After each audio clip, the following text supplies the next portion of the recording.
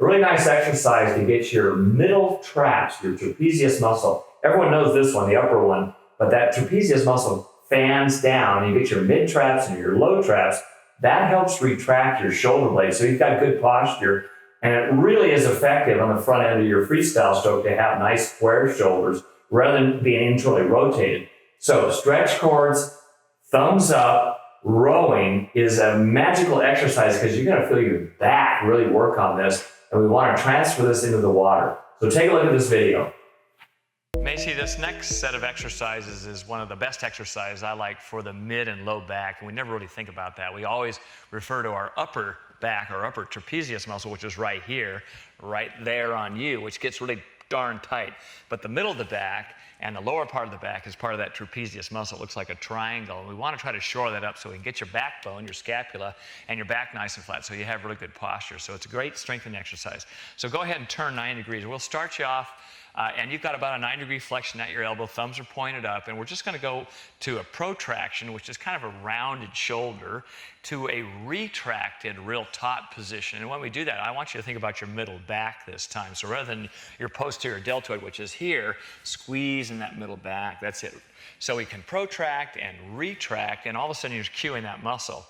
There's 3 more steps to this, okay? So number 1 of the 3 is just to do a standing upright row. So you go to about a 160-degree bend in your elbow, and we don't want to go to that protracted position. So a little bit of tightness in that back. And now think about as you're rowing up, draw your TA in and go to that set point. That's perfect. Hands maybe just a tad higher, so 90 degrees. Think about your back, okay? And now go forward again and row up and retract. Step number 2 is the same motion, but halfway up, you'll turn your hands up so they're supinated or palms up, and we'll finish in that position, okay? So we'll start thumbs up and row up and retract and real tight. And you want to make sure as you're doing that, that wrist joint line is neutral, so we just keep it all in the same alignment, right like that. And again, we want to make sure that that back is really tight. Can you feel that in your back? I really can. It's quite surprising. It's not a big motion, but you can really feel it. Particularly, I've held you for about 5 minutes, huh?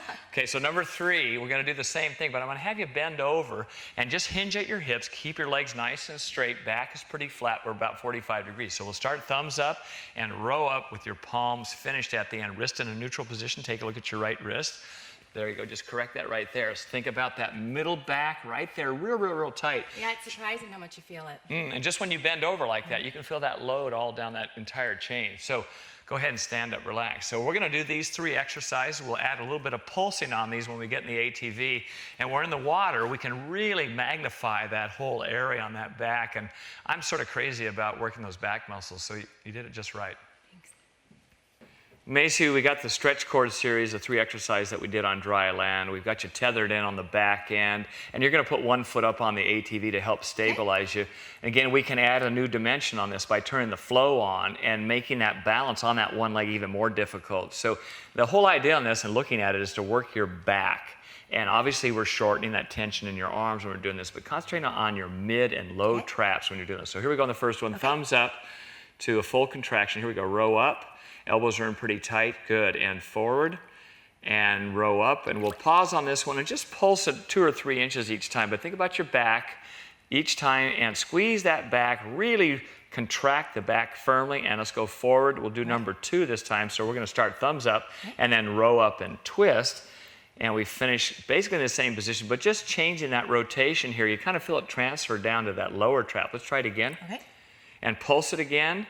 So we're also affecting the muscles around your scapula as well when we do this. And you can kind of hitchhike a little bit, so we're in that position. Point your thumbs out. Now we can really feel that in your back. Yeah. And number 3, let's go forward again. So bend over and keep your belly real tight. Draw that TA in. You might have to push away a little bit with your foot. All right. And we'll row up and twist. As we finish, let's do 1 more. And forward and row up and twist. Good. Let's do 1 more, and we'll pulse on this one. Row up and twist, and let's pulse it right there. Yeah, I really feel it. Yeah, and you feel that transfer down that middle of that back. And again, this exercise is about posture, enhancing that posture. So we think of, wow, this is hard on your arms. Yeah, a little bit, but it's all about keeping that backside, which we don't look at, but a lot of people get internally rotated, so you did it well.